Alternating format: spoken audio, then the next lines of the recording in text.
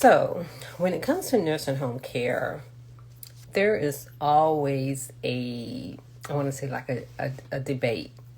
I hate to call it a debate, but I just say everyone has different beliefs about it, different ways that they want to be. And I was just strolling on social media, which I've seen this particular video before. It was like with the older lady was escaping from the nursing home. And again, we don't know what's going on, with her, for the most part. So like, oh, she's out of there, It was like, oh, if she can do that, she don't need to be in a nursing home. And one thing I'm going to say is that we don't know that. So, as part of the financial liberation, is that of really educating ourselves of kind of like how we can leverage our money, especially as mental health. For those of us who are in the mental health field, because, we're dealing with everything. We're not just dealing with the mental health part of it in and of itself. And then, there are individuals who are medical social workers or who work in the medical field. And one thing I can say is, I've been able to be exposed to a lot of different things professionally, but then also I've had some experiences personally and have witnessed things like with my own parents. And one thing I'm going to say, I'm going to pretty much kind of touch on three things to consider, because part of it, I do want to say, and you can just disagree with me, and that's fine, because again, everybody has a different opinion. And like one of them is like, I can never do that to my parents. I'm going to take care of them. Only thing I'm going to say about that is to what extent.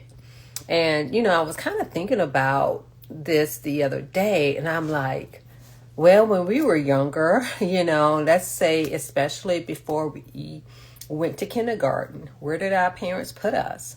For some of us, we went to daycare. So that's one way of thinking about it, because our parents had to work. And then for some, they had a stay-at-home mom in the first few years, in which, until you went to kindergarten or first grade, you stayed at home. So that's just something just to kind of think about. But my whole point is of kind of like talking about this is whatever decision that you make is going to impact you emotionally as well as financially as well. So part of it is kind of taking out the emotional part of it, because even for those individuals who have experienced, some people would say, oh yeah, I would do it again. And that's fine, because that is your belief.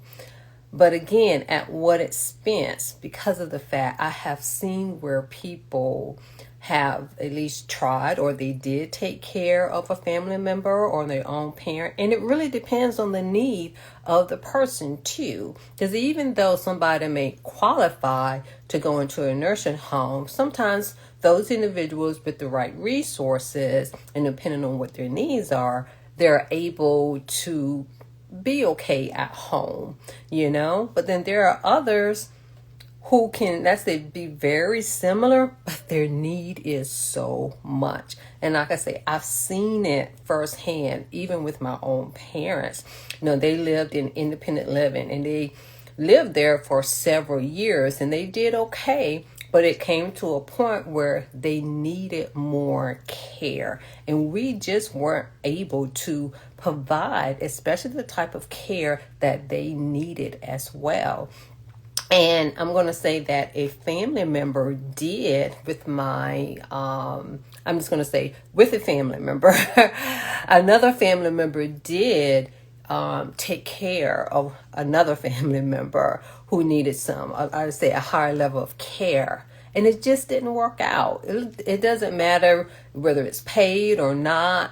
It's a lot to take on physically and emotionally, because the other thing is that kind of goes into it is the type of care that your family member or your parents need. So that's another reason where when it comes to when you're making that decision, And sometimes some people, may not have a choice because, again, it's the financial resources that may be available to that person as well. Because sometimes some individuals may not, it depends on the type of insurance that that person has, and especially whether or not they have Medicaid or Medicare. And Medicare doesn't pay for certain things as Medicaid does. And some individuals, even if they did not work, they still may not qualify for Medicaid. And so there's a lot of different things that kind of go into that. And this is another reason that we need to think about, because I didn't even think about certain things, of myself. Part of that was because with my parents, when it came to their finances, in what they were financially comfortable, and they had like the financial resources for the most part. It was just more so their need, but not enough financial resources, if that makes sense. Let's say to have like different nurses to come in 24 hours a day, because with home health, that's only up to a certain length of time when it comes to that. So the thing is that, do you have the capacity to really truly take care of someone? Again, it depends on what their needs are and you. Because one thing that I have seen is that some individuals, they take on that responsibility, but they end up getting burned out emotionally. Financially, it costs them as well. And then sometimes for some of them, they really don't, for some individuals, they, what I was going to say, it's like they end up getting sick too because of the stress. And it is not an easy thing. It's not at all. And I have my friend Candace here, and she was saying that it is a hard decision. Can people really give the time and energy necessary to care at home? And on the other side, is the nursing home going to be able to provide the love the elderly will be missing? And let's see. Well, it's not allowing me to say the rest for whatever reason. And yes, and that is the thing. Because again, by working, I'm going to say in working in the health field, I've seen some things. I say I've seen questionable things, because if anything, that was unethical, of course it'll get reported. And even when like my parents were in rehab, we've seen some things, and it's like, okay, how can this happen? And so it is a very hard decision. I'm not saying it's easy at all. I'm just saying to consider and to try not to allow your emotions to lead, because of the fact sometimes everyone is not going to win. But Candace, she really did, bring up a very good point when it comes to that. The other thing is, which I already mentioned, is the being able to financially afford. I've talked one time before, like when it comes to our parents, not all of them, each, individual in that, I would say, in that area, they have different means and things of that. But on average, most people do not have, let's say, the money they needed right now. Because I know, like I didn't have the money or anything like that. And so what I'm doing now that I've been exposed to the financial thing, is not just on a personal level, but more so by me being in the financial industry. I'm like, you know what? We need to start having these conversations and start putting a plan in place and look for ways of how we can just be better. It's not preparing for the worst, but to just be able to afford something and not rely on the system, because that's another conversation in and of itself. But anyway, the other thing is that to be able to, for your own self-care, it's like for you to like, respite isn't just for the individual, like for the family member in and of themselves. It is, but it's more so for you. And so are you able to afford, or do they have resources when it comes to respite? I know I was recently talking to someone and they were saying, oh yeah, that they take care of one of their parents. And so one of the ways that they have respite is they go on vacation. They literally go on vacation so that other family members can help take care. Because the other thing is, unfortunately, it end up being like one particular family member who end up taking on that responsibility, and the other, especially if it's, let's say more than one or one other, they don't all, there could be different reasons, but as a whole, they don't make that sacrifice as well. And it's not always the person who's single per se, you know what I'm saying? But sometimes that responsibility get put on to the person who's single, because most people say, oh, well, you don't have a family, so you can help. Only thing I can say is it's a lot to take on, regardless of someone have their own personal family or not. It really does take a village when it comes to our parents. And even though I'm talking about our parents, but what about you? What do you want, and what do you want to do, and how can you put something in place, and other family members to kind of help put something in place if something was to ever happen, or you need that care? Because like I said, it is never, never, never easy when it comes to that, because in and of itself, it's like we want the best when it comes to our parents, but sometimes we may not be the one who can do that. And one of the things, I had a friend who pretty much worked in assisted living, especially like memory care, which is for dementia and Alzheimer's. And one of the things that they used to say, or should I say, is that what they explained to parents, and one thing I say too, is a lot of times what I've seen, because I worked in the emergency room, when it came to an evaluations and family really needing help, is a lot of times family wait too long to reach out for help. That's number one. And then the other thing is that the thing that my friend would tell families is that, hey, they work 8-hour shifts, so they're able to do that. So that's another consideration, like when you're looking at assisted living in nursing home. Yes, regarding the care, and sometimes it depends on what you're able to afford as well. So that kind of comes into the care as well. But the thing is that when it kind of comes down to it, it's like, okay, what can you do? What can you really do? Because it is a lot. It is very draining. And when I used to work in the emergency room, that's what I saw.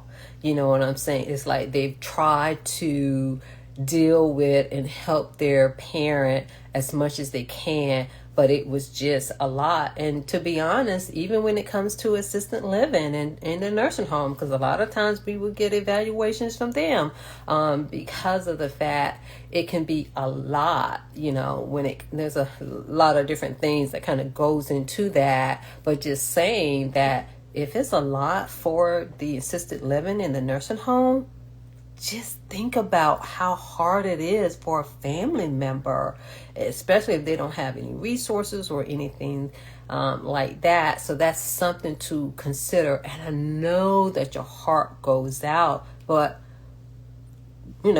your family needs you. And for those of you who have, as I say, other people who depend on you, they may not depend on you financially, but they could depend on you, emotionally, especially for those of us who, who are in mental health, or who are healers or wellness or in yoga and meditation.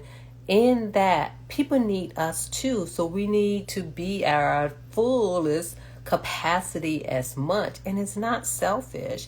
And at the end of the day, it's not an easy discussion. It's not an easy decision, which is why it's important for us to have these discussions. And what I would say is, first, have a discussion with yourself. Really think about, I know with myself, I don't want to be I want someone to look after me, but not have to take care of me. And especially for what I've seen, and experienced with my parents, I'm like, okay, I got to put something in place so that, I can be living large in a community. I'm going to put it like that, because communities do exist for older individuals. And even when it comes to assisted living, it depends on what you can afford. There are some nice places out there, but you got to be able to afford it. And, and it's not going to be on, like depending on the government.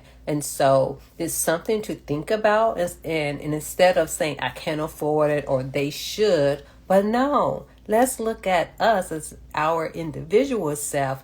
What can we put in place to look forward to how you want to live? So if you want to have those discussions of, hey, what is it about all of this stuff? There are different type of resources that's out there that we can look at and we can explore for yourself and for your family, because it is about the long haul.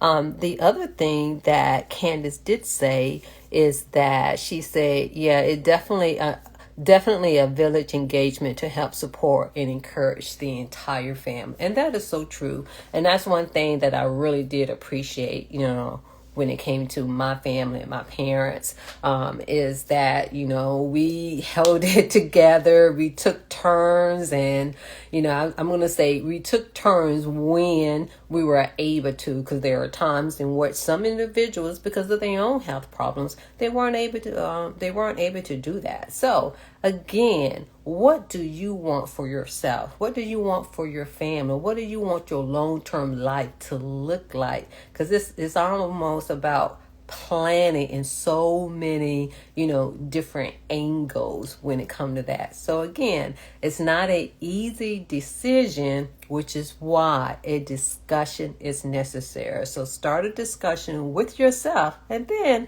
let's connect so that we can explore and talk about it. Just so that, because the other thing that I know too, and I've learned this, whatever you don't talk about, don't get talked about. Whatever you don't plan, you're not going to execute it. That's all what it is. And then we all end up, kind of being lost and things like that. But anyway, thank you for those of you who have joined me live. And thank you, Candace, for joining in and giving us some feedback on Facebook. And what about the rest of you?